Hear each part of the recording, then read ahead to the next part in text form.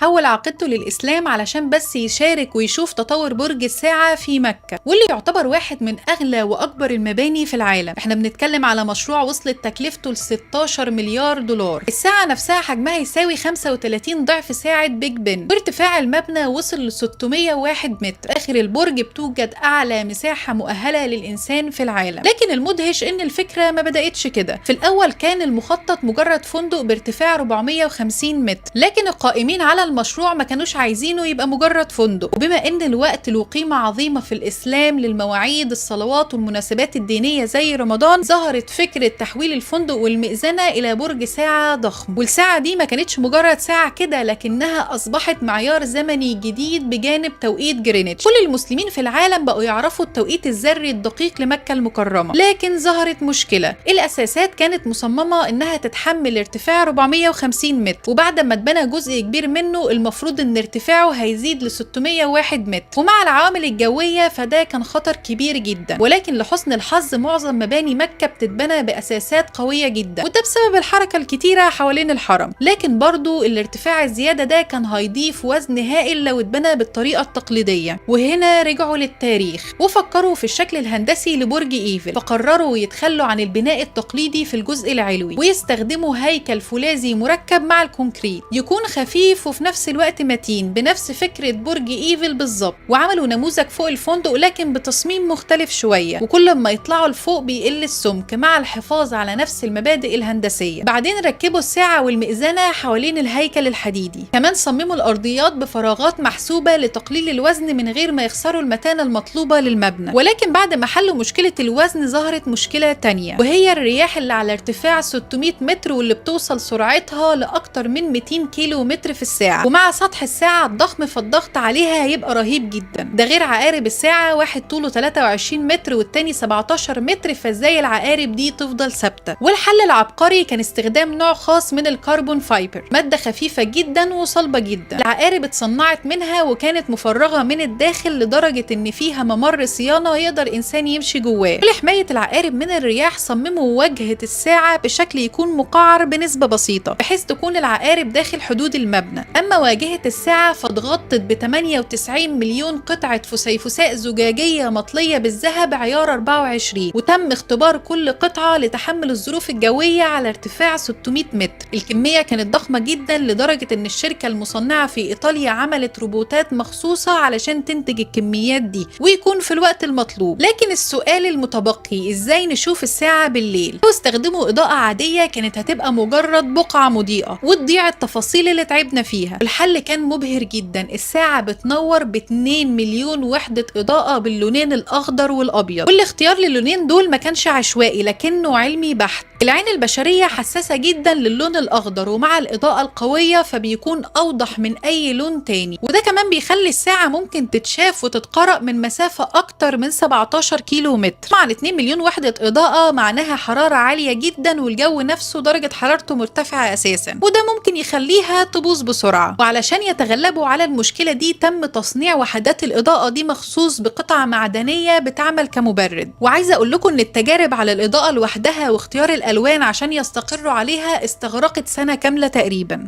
أما الهلال اللي فوق فمش مجرد ديكور، ده مبنى من 3 أدوار مصنوع بالكامل من الكربون فايبر، جوه مصلى مكتب وغرفة اجتماعات، وده رسميا أعلى مساحة مؤهلة للإنسان في العالم، أعلى حتى من الأدوار السكنية في برج الخليفة. برج الساعة مش مجرد مبنى لكنه كان بداية لحقبة جديدة من الإبداع. الحقبة دي هتكمل مع برج جدة، واللي بيترسم دلوقتي كأطول برج في العالم بيعدي ارتفاعه 1000 متر، وكمان متوقع الانتهاء منه في 2028، وكأنه امتداد طبيعي لروح التحدي اللي بدأت من مكة المكرمة. وبس كده، أنا دكتورة هند السرفي ودي كانت قصة النهاردة.